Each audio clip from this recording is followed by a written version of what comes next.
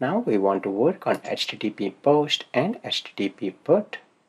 So first let me copy this, paste it one more time. This one will be HTTP post. The route will be same, so we won't touch that.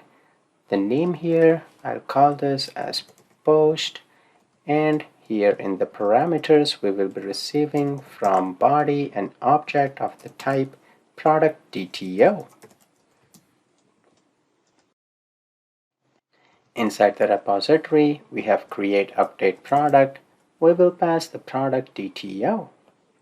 Since we cannot use the same name, let me just call this as model, and we'll assign our model to the result.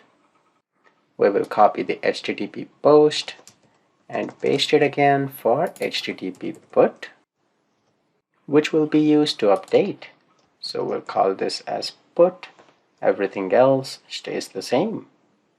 The actual logic of what it needs to do if it's create or edit lies inside the repository, so we do not have to worry about anything right here.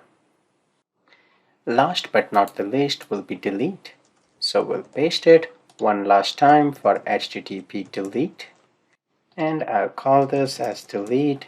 All we get for delete is the ID of the product that needs to be deleted.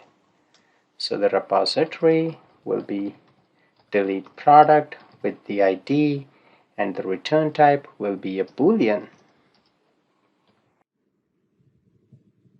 And we'll assign that boolean to our result. Perfect. So with this, all the CRUD operations for our API looks good. We need to test all of this. Let's continue in the next video.